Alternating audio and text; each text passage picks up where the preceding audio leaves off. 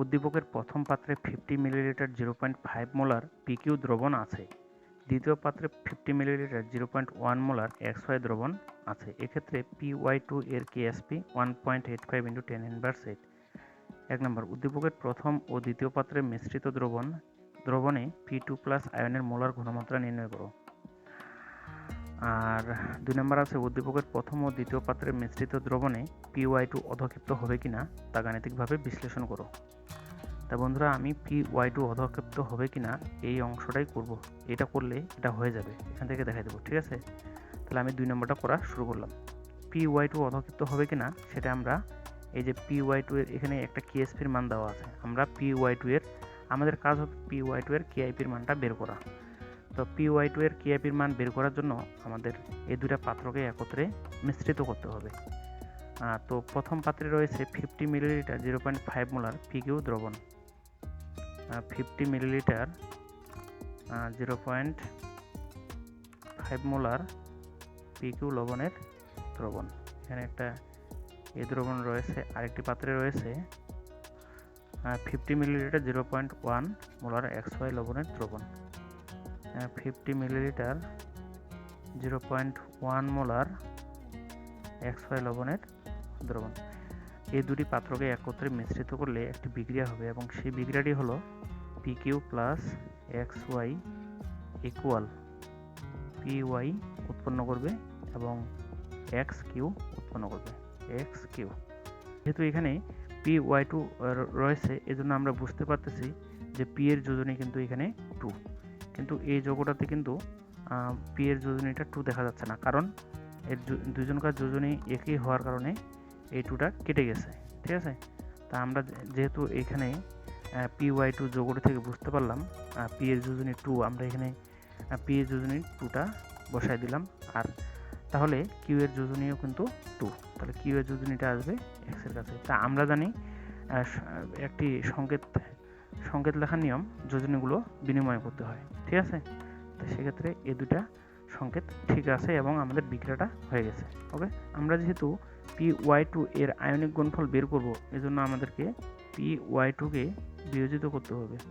PY2-কে বিয়োজিত করলে আমরা পাই P2 plus Y minus, আর এই 2টা এখানে প্লাস হয়ে যাবে, আর এখানে 1 আছে, Y এর ওখানে মাইনাস হয়ে যাবে। আর যেহেতু Y এর এখানে 2টা আছে, এই 2টা এখানে চলে আসবে। এটা হচ্ছে বিয়োজিত করার নিয়ম, একটি যৌগকে বিয়োজিত করার নিয়ম। তোমরা এটা না বুঝতে পারলে আমাকে কমেন্ট করে জানাবা। তো P2+ এর ঘনমাত্রা প্রথমে বের করব। P2+ এর ঘনমাত্রা নির্ণয়, এর ঘনমাত্রা তা P2+ দেখতে হবে কোন পাত্রের দ্রবণের মধ্যে রয়েছে। যেহেতু প্রথম পাত্রে রয়েছে এবং যৌগটি হলো PQ, এই জন্য আমরা PQ-কে বিয়োজিত করব, P প্লাস Q। যেহেতু আমরা জানি P এবং Q দুইজন করে যোজনী 2 করে, এই জন্য আমরা এখানে 2+ এবং 2- দেব।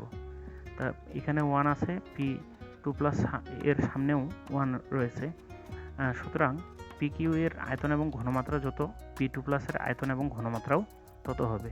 তো V1 হবে 50 মিলিলিটার এবং ঘনমাত্রা হবে 0.5 মোলার। আর এখন মিশ্রিত দ্রবণের মোট আয়তন হবে 50 + 50 100 মিলিলিটার, 50 + 50 মিলিলিটার ইকুয়াল 100 মিলিলিটার। আর এখন মিশ্রিত দ্রবণের ঘনমাত্রা কত হবে সেটা হচ্ছে P2+ আয়নের ঘনমাত্রা কত হবে। তো আমরা ঘনমাত্রা নির্ণয়ের সূত্র জানি, S2 ইকুয়াল V1 S1 ভাগ V2।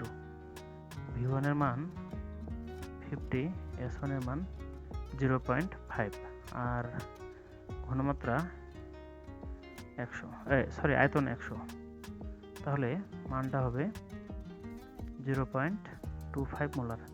এটা হচ্ছে P2+ আয়নের ঘনমাত্রা। তো আমাদের কিন্তু 1 নম্বরটা হয়ে গেল, ঠিক আছে? তো প্রথম ও দ্বিতীয় পাত্রে মিশ্রিত দ্রবণে P2+ আয়নের ঘনমাত্রা নির্ণয় করে এবং এটা হবে 0.25, ঠিক আছে? যেটা হয়ে গেছে। আমরা এখন 2 নম্বরটা করব। যেহেতু আমরা PY2 এর KIP বের করব, এই জন্য আমাদের ওয়াই মাইনাস এর ঘনমাত্রাটাও বের করতে হবে। ওয়াই মাইনাস এর ঘনমাত্রা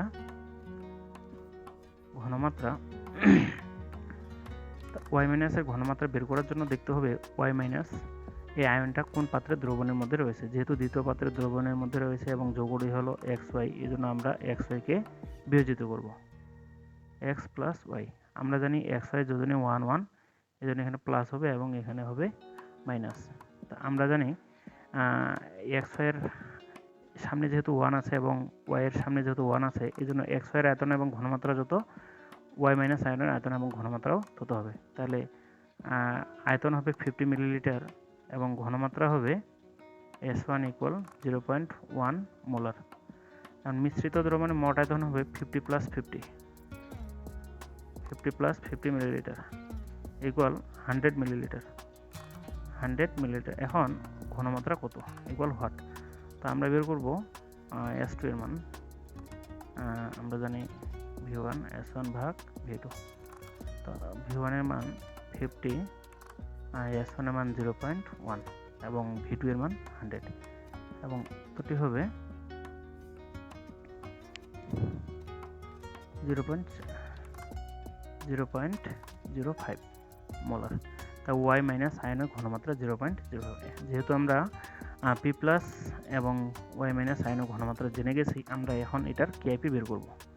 সুতরাং পি ওয়াই টু এর কেআইপি, ঠিক আছে, P two plus into Y minus, যেহেতু ওয়াইয়ের সামনে 2 আছে, এই ওয়াইয়ের সামনে 2 আছে, এই 2টা স্কোয়ার হয়ে যাবে। তা পি টু প্লাস এর ঘনমাত্রা 0.25 এবং ওয়াই মাইনাস এর ঘনমাত্রা 0.05 এর উপর স্কোয়ার, ফলাফল হবে 6.25 ইন্টু 10⁻⁴। এখন আমরা কেআইপি এবং কেএসপি মানটা তুলনা করব। এখানে পাওয়ার -8 রয়েছে এবং এখানে পাওয়ার -4 রয়েছে। মাইনাস পাওয়ার যত ছোট হবে সেই মানটা তত বড়, সুতরাং কেআইপির মানটা অবশ্যই বড় কেএসপি থেকে। সুতরাং আমরা কি বলতে পারি, পি ওয়াই টু এর অধক্ষেপ পড়বে, ঠিক আছে। তাহলে পি ওয়াই টু এর অধক্ষেপ পড়বে।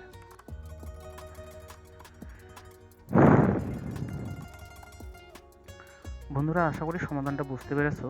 আর যারা সমাধানটা বুঝতে পারোনি তারা অবশ্যই কমেন্ট করে জানাবা।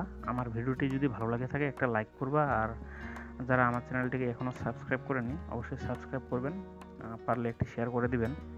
আপনাদের একটি লাইক এবং শেয়ার আমাদের এরকম নতুন নতুন ভিডিও তৈরি করতে অনুপ্রেরণা জাগাবে। ধন্যবাদ।